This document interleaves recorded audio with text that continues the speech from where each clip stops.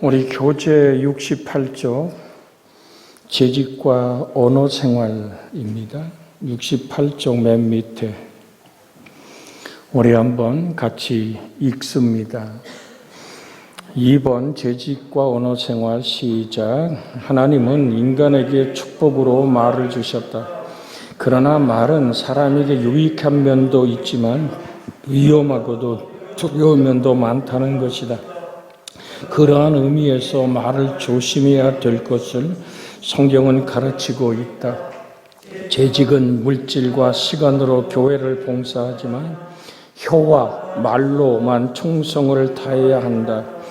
그럼으로써 사도 바울은 너희 말을 항상 은혜 가운데서 소금으로 맛을 냄과 같이 하라 하였다. 자, 그러면 우리가 이 주제로서 나누기 원하는데 우리가 야고보서 3장 8절부터 같이 보겠습니다.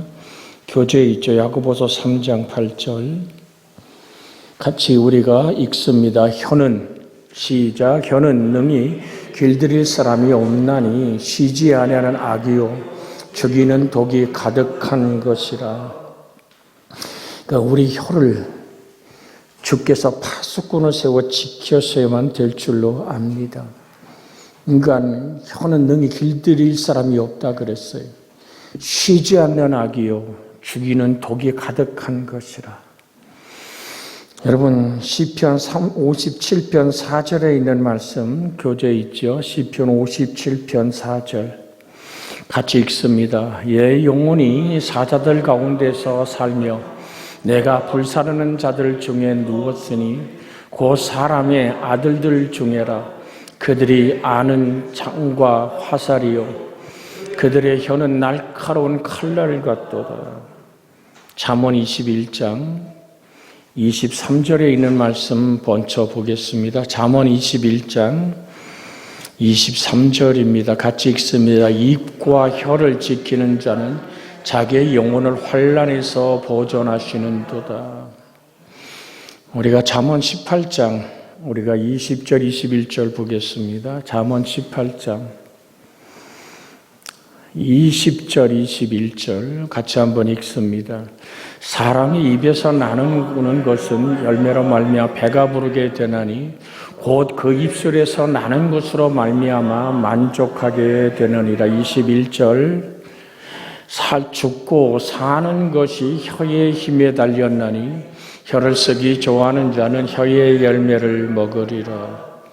한 절만 더 읽고 말씀 나눌게. 잠언 6장 2절입니다. 잠언 6장 2절 같이 읽습니다. 내 입의 말로 내가 얽혔으며 내 입의 말로 인하여 잡히게 되었느니라. 그러니까 우리의 언어가 우리의 인생을 묻고 우리의 언어가 우리의 살고 죽음을 결정한다는 말씀입니다. 그래서 여러분의 혀의 언어가 여러분 말은 뭐를 표현하는 겁니까? 마음의 생각을 표현합니다. 선을 쌓은 자는 그 쌓은 선에서 뭐를 내고 손을 내고 악을 쌓은 자는 쌓은 악에서 악을 냅니다. 그래서 내 속사람이 오늘 우리가 오전에 같이 말씀을 나눴습니다마는 뭘 품느냐? 너희 안에 그리스도 예수의 마음을 품으라. 내 마음에 품은 것이 밖으로 흘러나오게 돼 있고 그 말이 내 입을 떠나는 순간 듣는 자와 말하는 자를 얽어맵니다. 그래서 항상 우리의 말에는 뭐가 있어요? 권세가 있어요. 왜 하나님 형상과 모양으로 지음받았기에 말씀으로 천지를 창조하신 하나님이 그러면 마치 쏟아지는 물처럼 우리의 언어가 쏟아지고 나면 주워 담을 수가 없어요. 근데 말은 반드시 뭐를 낸다? 결과를 만듭니다. 눈이 하늘에서 땅과 비를 적시는 눈과 비가 적셔서 씨 뿌린 자에게 종자를 주고 먹는 자에게 양식을 줌같이 지금 이사야에서 뭐라고 말씀하면 내 입에서 나간 말도 그 말이 형통하기 전에는 내게 돌아오는 법이 없다. 그러니까 하나님은 말씀으로 천지를 창조했고 인간에게 준 언어 자체가 하나님의 형상과 모양을 담게 하셨다는 사실을 잊지 않기를 주의 이름으로 부탁을 드립니다. 그래서 골로새 4장 6절로 이 말씀 전체를 좀 보기를 원하는 것은 골로새 4장 6절 다시 한번 읽습니다. 너희 말을 항상 은혜 가운데서 소금으로 맛을 냄과 같이 하라. 그리하면 각 사람에게 마땅히 대답할 것을 알리리라.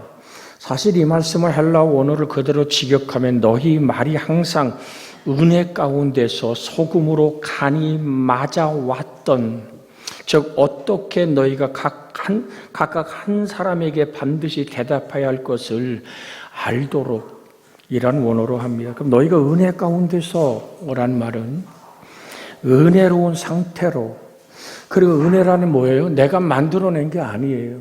값없이 베푸신 하나님의 사랑과 자비로 만들어지는 거예요.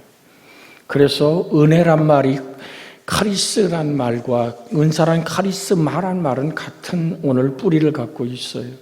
그러니까 지혜와 지식의 말씀의 은사가 있습니다. 여러분과 저에게 지혜는 다른 사람을 살게 하는 것이고, 고린도전서 1장을 보면 지혜는 바로 예수 그리스도입니다. 그래서 여러분과 제 마음속에 그리스도 예수의 마음을 품은 상태로, 그런 얘기입니다. 어떤 상태로? 그리스도 예수의 사랑과 마음을 품은 상태로란 얘기죠. 그래서 우리가 은혜로란 말을 좀 더 구체적으로 이해하려면 빌립보서 우리가 2장 1절에서 5절까지를 한번 보면 되겠습니다. 빌립보서 2장 1절에서 5절에 있는 말씀. 그러므로 그리스도 안에 무슨 권면이나 사랑이나 무슨 위로나 성령의 무슨 교제나 공률이나 자비가 있거든. 자, 1절. 그러므로 1절을 잠깐 머물러 보면, 그러므로 그리스도 안에서 무슨 권면이나 사랑의 무슨 위로나 성령의 무슨 교제나 공률이나 자비가 있거든. 이게 뭘로 표현돼요? 말로 표현되는 거예요. 언어로 표현될 뿐 아니라 몸짓으로 표현되고 눈빛으로 표현되게 돼 있습니다. 자, 그럼 어떻게 하란 얘기입니까? 2절. 마음을 같이 하여 같은 사랑을 가지고 뜻을 합하여 한 마음을 품어. 그러니까 상대방과 내가 마음을 같이 할 수가 없다면, 그 마음에 하나 될 수가 없다면, 그 사랑과 내 사랑이 그리스도 안에서 하나가 되지 않는다면 침묵해야 합니다.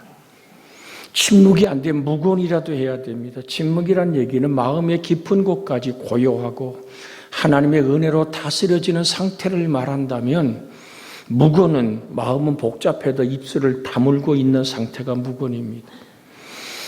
그런데 성경이 요구하는 것은 침묵이지 묵언은 아닙니다. 말은 안 해도 가슴이 복잡한 것은 시끄러운 겁니다.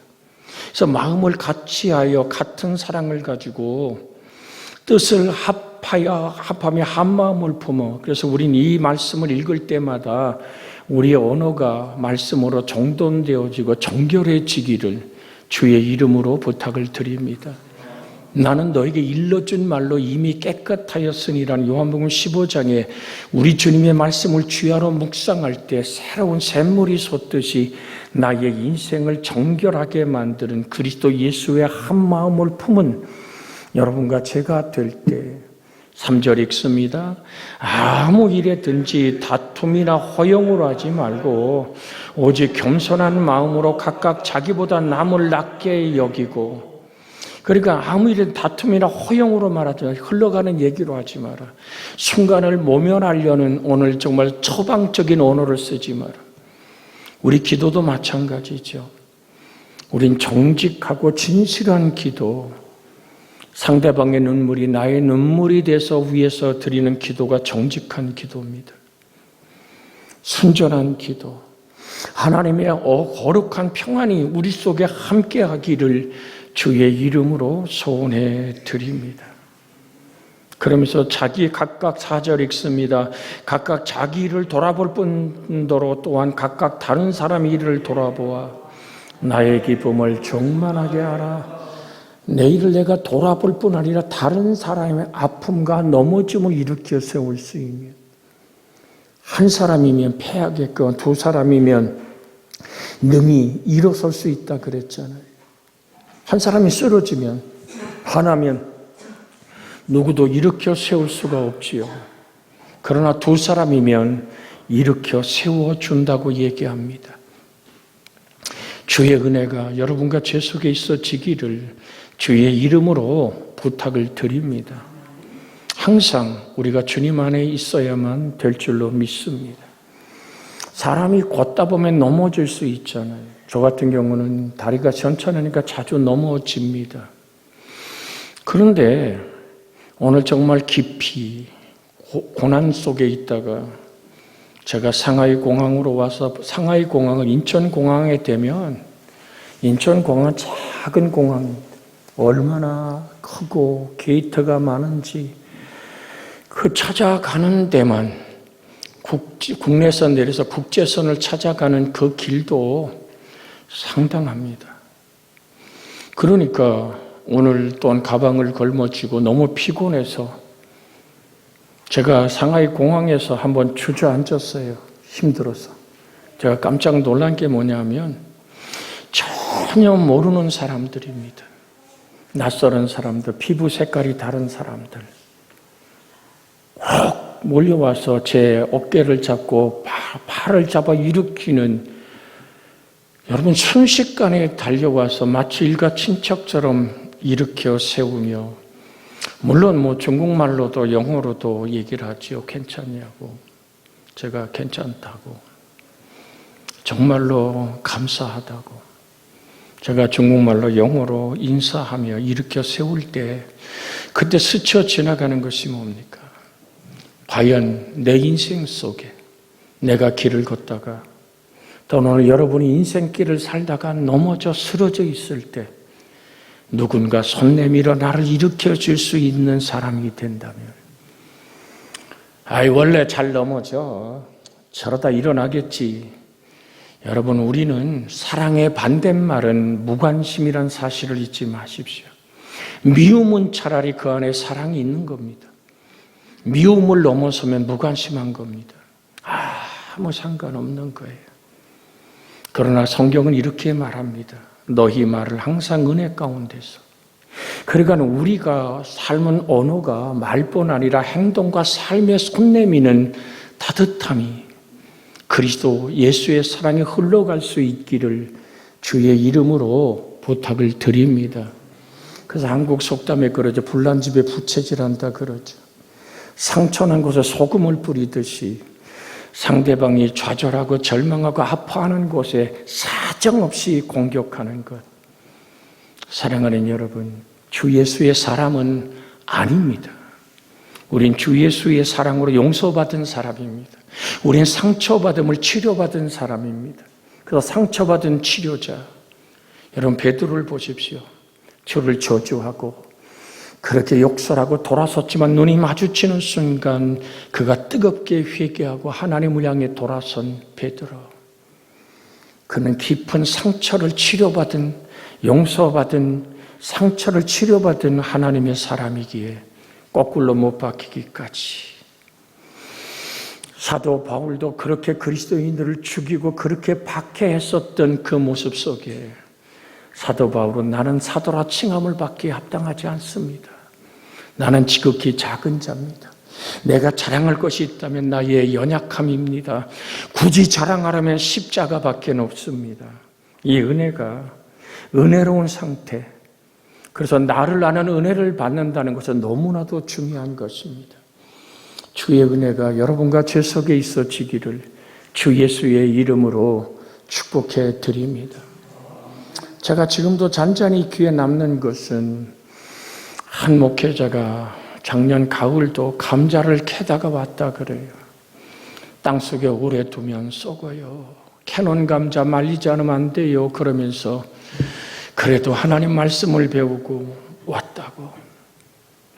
이렇게 웃으면 이 앞니가 다 빠졌어요. 앞니가 다 빠져서 일을 해놓을 수 있는 상황이 아니잖아요. 산골 깊은 곳에 목회하며 감자 농사 지며 그것으로 교회를 돌아보고 자기의 생활을 하는 목회자의 웃는 모습. 항상 밥을 먹어도 차를 마셔도 제 곁에 와요. 여기서 지금 이제 우리 홍 장로님 커피를 제가 부탁을 해서 250개를 그 믹서를 가지고 오셨어요. 늘 가지고 갑니다. 그럼 그 사람들이 그 커피가 금방 없어져요. 그럼 왜 한꺼번에 안 내놓냐 그러면 뭐라 그러냐 하면 하루에 목회자들이 3개씩만 가져갔어요. 가져가서 먹지도 않는데 그럼 왜 지금 안 먹습니까? 그러면 그걸 하루에 3개씩 가지고 가서 집에 돌아가서 이게 한국 거라고 산골짜기에서는 경험할 수 없고 그 성에서는 만날 수 없는 커피라고 그 따라서 같이 가족끼리 그 가장이잖아요. 목회자잖아요. 자기의 재직들 중에 정말 충성스러운 하나님의 사람들에게 그 커피를 타서 다 나눠주며 자기도 의도간 거야. 의도간 커피를 먹지 않고 주머니에 넣고 가서 가져왔던 백에 넣고 가서 그걸 나누는 행복의 이야기를 들을 때 그래 내가 무거워도 들고 가고 다른 짐을 빼놔도 가져가리라. 왜? 그게 뭐죠? 언어예요. 커피라는 언어예요. 그들의 사랑 속에 사랑이 흘러가는 언어예요. 제가 이 말씀을 드리는 것은 그것이 은혜로운 상태라고 말하고 싶습니다. 그러니까 은혜를 가지고란 단수적인 의미에 친절하게 그런데 문맥상으로는 항상이라는 판토테라는 원어가 여기 원어의 부사가 사용되어 있습니다. 그러니까 이게 무슨 말이냐면 은혜 가운데란 모든 행위와 말 그리고 전달하는 내용 모든 것이 은혜롭게 이루어져야 한다는 포괄적인 의미를 담고 있습니다. 그러니까 행위, 말, 그 포괄적인 의미 속에서 따뜻한 손 내밀음. 그래서 사도행전에 뭐라고 얘기합니까? 받는 것보다는 주는 것이 복이 있다. 우리 앞뒤 옆으로 같이 손을 악수하시면서 얘기합니다. 당신의 따뜻한 손길이 제게 은혜가 됩니다. 시작.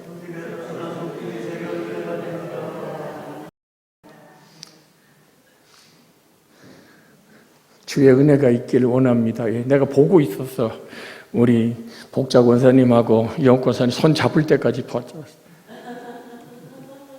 근데 이게 생활의 모습이에요. 생활의 모습인데 서로 마음은 이미 전기가 통해서 그래. 그런데 우리는 거기서 지금 내가 이 말씀을 왜 드리냐면 한 걸음 더 나가서 따뜻한 손길을 느낄 수 있기를 주의 이름으로 부탁을 드립니다. 그게 내 따뜻함이 아니라 내 속에서 타오르는 예수 그리스도의 사랑의 따뜻함이 돼야 될 줄로 믿습니다. 내 사랑 변해요.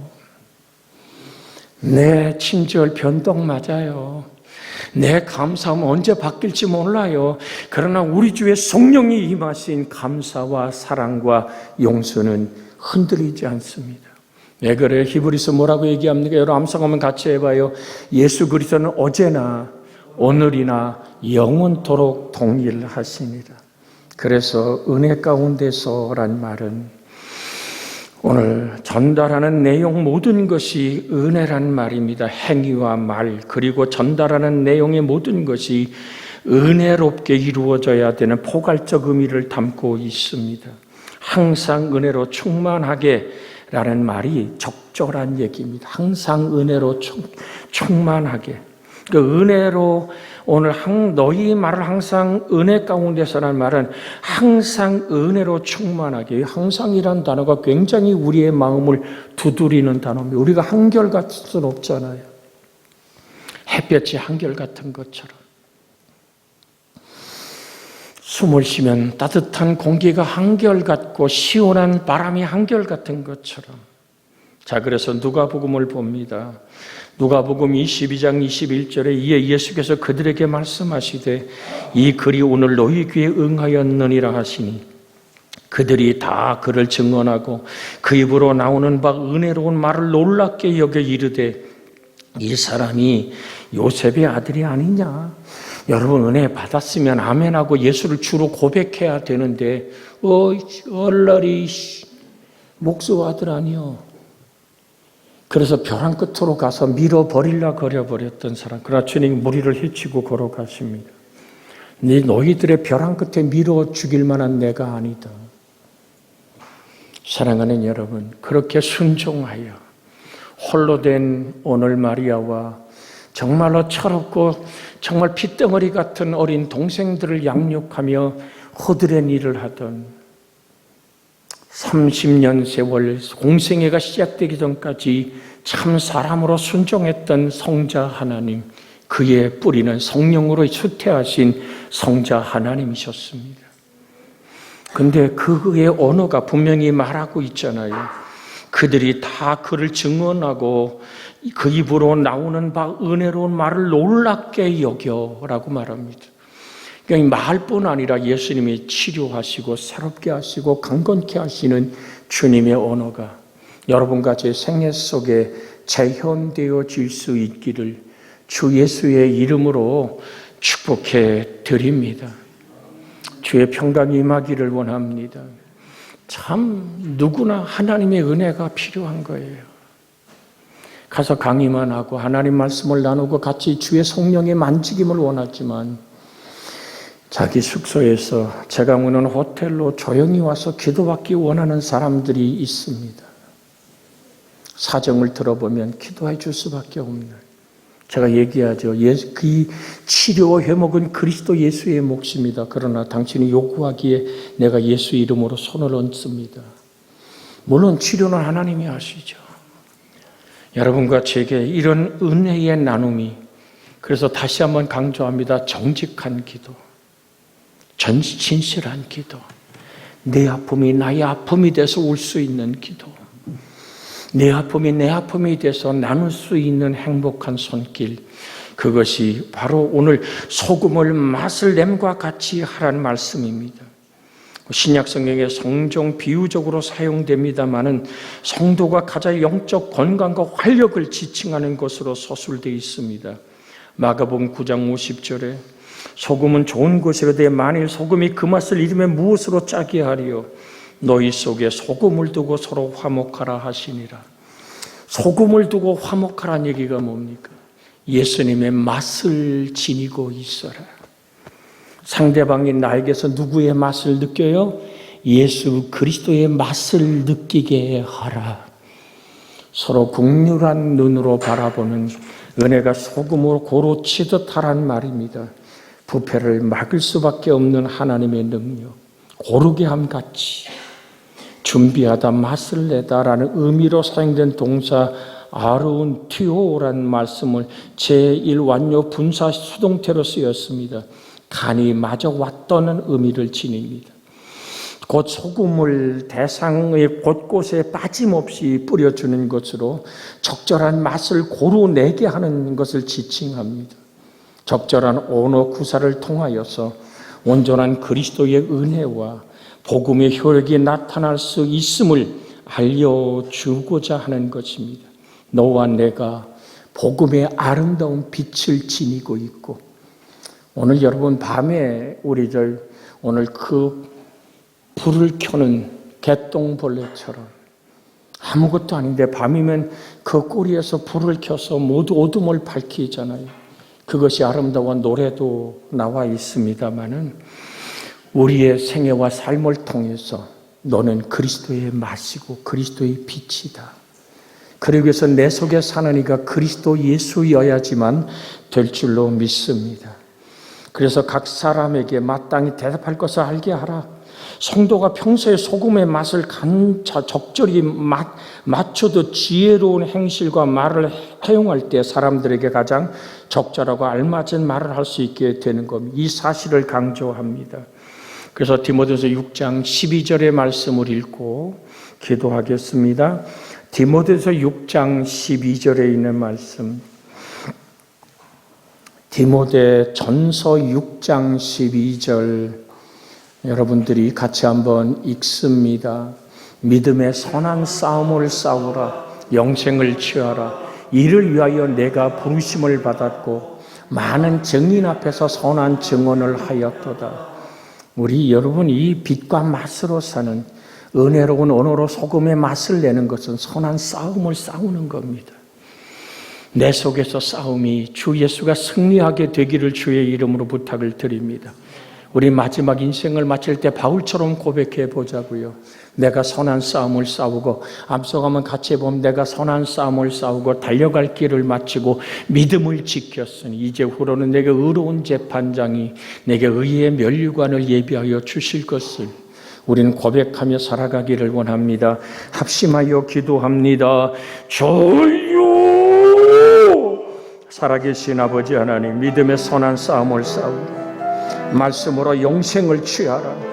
이를 위하여 너희가 부름을 받았고 많은 증인 앞에서 선한 증언을 하였도다 하신 말씀처럼 우리가 영생을 취하는 사람, 믿음의 선한 싸움을 싸우는 사람, 주의 위로와 행복으로 일어서는 복의 자녀들로 아름답게 하여 주옵소서.